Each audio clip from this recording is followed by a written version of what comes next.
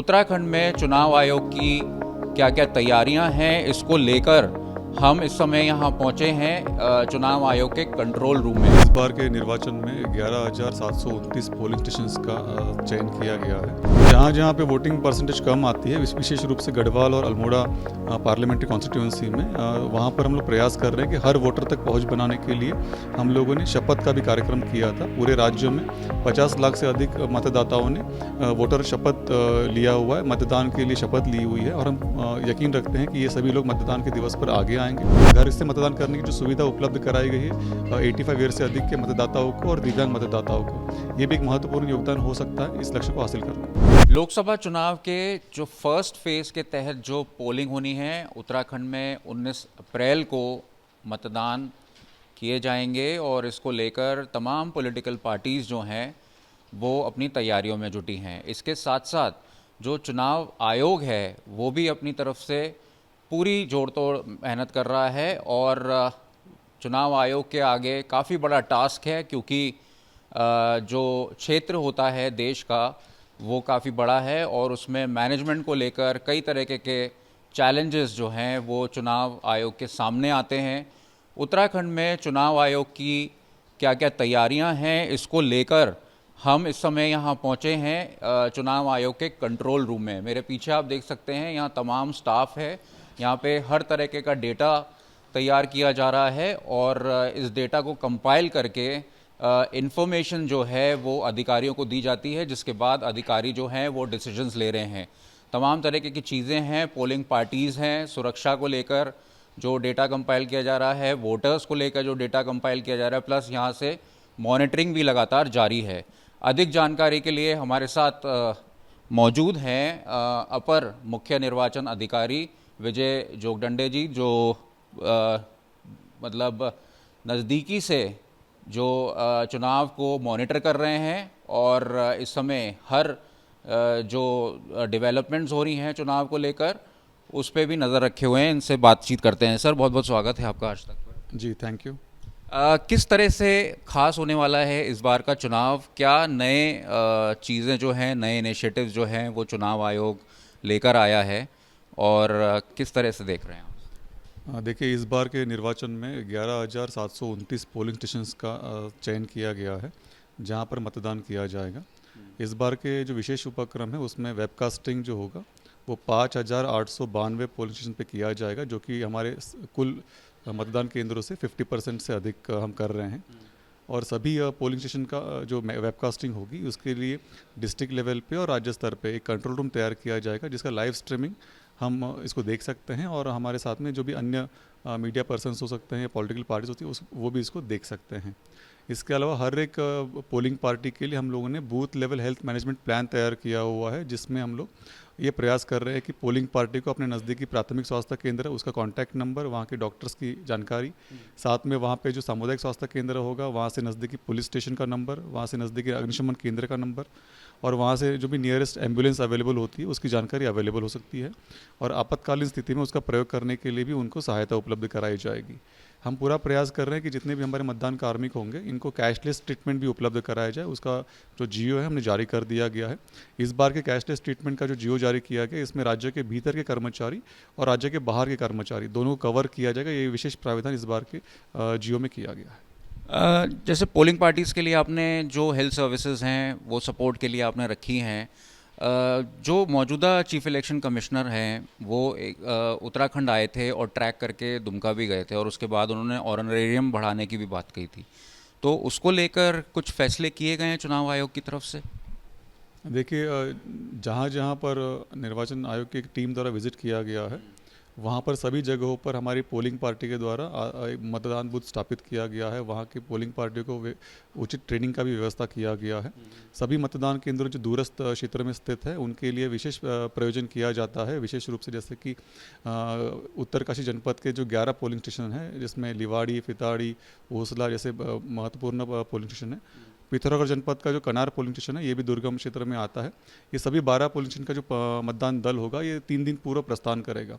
ऐसे विशेष मतदान दल जो 3 दिन पूर्व प्रस्थान करते हैं उनको अतिरिक्त डी और टीए का भत्ता दिए जाने का प्राविधान निर्वाचन आयोग ने किया हुआ है। उसका जियो हमारे तक प्राप्त हो गया है। उसके बारे में जानकारी समस्त जिला अधिकारियों को दे दिया गया है। सुरक्षा की दृष्टि से देखा जाए तो क्या इस बार जो सुरक्षाकर्मी हैं उनकी अधिक मांग की गई है? सुरक्षा की जो टीमें थी हम लोगों ने पूरा प्रयास किया हुआ है, जहाँ पर आवश्यकता होगी उसको हम लोग तैनात करेंगे। सुरक्षा के दृष्टिगत हमारे राज्यों में जितना भी हमको सीएपीएफ उपलब्ध होगा उसका सुनिश्चित प्लानिंग हमने कर लिया है। इसके अतिरिक्त हमारे पास में 20 अतिरिक्त पीएसी भी उपलब्ध है, उसकी भी कंपनियों का प्रयोग किया जाएगा। 15,000 होमगार्ड्स की तैनाती हम कर रहे हैं, कुछ होमगार्ड्स हम अन्य राज्य से भी प्राप्त कर रहे हैं। पर्याप्त संख्या में पुलिस बल और सीएपीएफ दल हमारे पास उपलब्ध है। और किस तरीके की मॉनिटरिंग रहेगी? क्या ड्रोन्स वगैरह का भी इस्तेमाल किया जा रहा है? सर्वेलेंस को लेकर टेक्नोलॉजी में किस तरह से एडवांस हुआ है चुनाव आयोग जो है? देखिए हमारे राज्यों में 300 से अधिक चेक पोस्ट जो स्थापित किए गए, जिसमें आबकारी विभाग है, पुलिस विभाग है और अन्य फॉरेस्ट विभाग हो सकते हैं। इनके सबके द्वारा अपने चेक पोस्ट पर सीसीटीवी की व्यवस्था किया गया। उसका वेबकास्टिंग का भी वो लोग ऑब्जर्व कर रहे हैं, मॉनिटरिंग कर रहे हैं। इसके अलावा ड्रोन का जो प्रयोग होता है, मतदान के दिवस पर कोई ड्रोन का प्रयोग अनुमन्य नहीं होता है, लेकिन लॉ एंड ऑर्डर सिचुएशन को मॉनिटर करने के लिए, चेक पोस्ट को मॉनिटर करने के लिए ड्रोन का प्रयोग पुलिस विभाग के द्वारा किया जाएगा। पुलिस विभाग के द्वारा किया जाएगा जी। अच्छा, प्रत्याशियों के पर्सपेक्टिव से बात करते हैं। प्रत्याशियों ने जो इस बार नामांकन किया है उसमें क्या आपराधिक मामले भी सामने आए हैं? उनकी तरफ से क्या इस तरह का रिकॉर्ड आपके पास आया है? देखिए कुछ कितने प्रत्याशी हो सकते हैं? जो कुछ हमारे कुल मिला के 55 ऐसे प्रत्याशी हैं जिनके द्वारा अपना नामांकन किया गया है।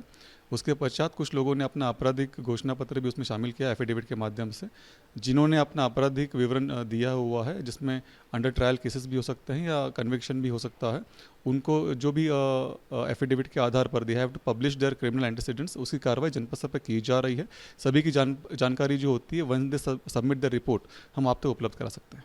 इसके अलावा सर बहुत सारे क्षेत्र हैं जहां पर चुनाव को लेकर बहिष्कार करने की भी रिपोर्ट सामने आई है।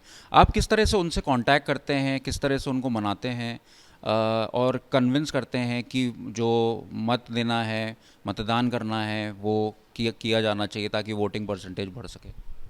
देखिए जहाँ जहाँ पे चुनाव को लेकर बहिष्कार होता है वहाँ पर जनता की कुछ मांग होती है, समस्याएं होती हैं, उनको रखने का उनके पास अवसर होता है, तो अपनी मांग को वो रखते हैं। प्रशासन के जाने के बाद में उनसे वार्ता होने के उपरांत जो है उनके कई बार उनकी समस्या का समाधान हो जाता है, और जहाँ पर समस्या का समाधान नहीं हो पाता है ऐसे प्रकरणों को शासन को रेफर किया जाता है उचित कार्रवाई के लिए। जहाँ जहाँ पे बहिष्कार हुआ है सभी जनपदों ने अपनी अपनी टीमों को भेजकर उनसे वार्ता किया हुआ है, उनको समझाने का प्रयास किया है।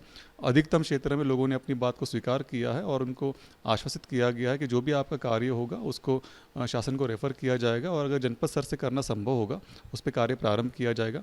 आचार संहिता के प्रभावी रहते हुए नए कार्य प्रारंभ करना संभव नहीं होता है, तो उचित जो प्रक्रिया होती है उसको अपनाकर कार्य प्रारंभ किए जाएंगे। सर पिछली बार के रिकॉर्ड्स में देखा गया है कि अल्मोड़ा और जो गढ़वाल सीट है उसमें वोटिंग परसेंटेज कम रही है, तो क्या कुछ स्पेशल इनिशिएटिव कर रहे हैं ताकि जहां जिन जिन एरियाज़ में वोटिंग परसेंटेज पिछले रिकॉर्ड से कम रहती है वहां पे भी बढ़ाई जाए?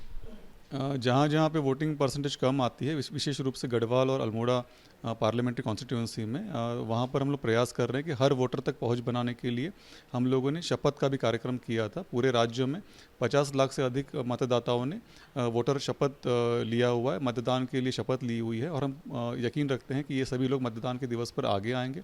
इसके अलावा सभी मतदाताओं तक वोटर इन्फॉर्मेशन स्लिप पहुँचाने का कार्यवाही अभी चल रही है, और अभी अगले 3 से 4 दिनों में सभी मतदाताओं तक वोटर इन्फॉर्मेशन स्लिप पहुँचा दी जाएगी, जिसमें निर्वाचक नामावली का क्रम संख्या, उनका बूथ का नाम, विवरण समस्त उस पर अंकित होगा, और इसके माध्यम से मुझे उम्मीद है सभी मतदाता अपने मतदान का अधिकार को करने में सफल हो पाएंगे।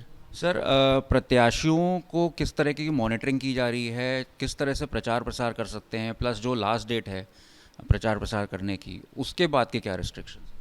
देखिए मतदान के दौरान जो है कैंपेन पीरियड होती है। कैंपेन पीरियड जो होती है मतदान की समाप्ति से 48 घंटे पूर्व समाप्त हो जाता है, मतलब 17 तारीख को 5 बजे ये कैंपेन पीरियड समाप्त हो जाएगा। उसके पश्चात जो भी विज्ञापन जो प्रिंट मीडिया में आएंगे या टेलीविज़न मीडिया में आएंगे उसका एमसीएमसी कमेटी के माध्यम से प्री सर्टिफिकेशन करना आवश्यक होगा। मेरा मीडिया से भी यही अनुरोध है कि आप भी कोई ऐसा विज्ञापन जो प्री सर्टिफाइड नहीं होता है उसको आप प्रकाशित ना करें, उसका प्रसार ना करें। जितने भी हमारा विज्ञापन छपता है, जितना भी आप प्रचार प्रसार करते हैं अन्य विभिन्न माध्यमों से, उसका खर्च का विवरण जो है प्रत्याशी को अपने साथ रखना होता है। उसके लिए मॉनिटरिंग के लिए सभी जिला स्तरीय टीमों में हमने CTO को नोडल बनाया हुआ है और निर्वाचन आयोग के द्वारा एक व्यय प्रेक्षक भी प्रत्येक पार्लियामेंट्री कॉन्स्टिट्यूशन में तैनात किया गया है। आखिरी सवाल आपसे लेंगे, अपने लक्ष्य को किस तरह से लेके चल रहे हैं? आश्वस्त है चुनाव आयोग, आपकी टीम आश्वस्त है कि लक्ष्य को पूरा कर लेंगे? मुझे पूरा यकीन है कि हमारा जो लक्ष्य हमने निर्धारित किया है 75% मतदान का, उसको हासिल करने में हम सफल हो सकते हैं। खासतौर पे हमारे जो मैदानी जनपद है वहाँ पर हम पूर्व से ही 70% से अधिक मतदान करने में सफल रहे हैं और इस बार उसको बढ़ाकर हम 80% तक लेकर जा सकते हैं। इसमें विशेष भूमिका हमारे जो मतदान शपथ हमने करवाई थी उसका योगदान हो सकता है।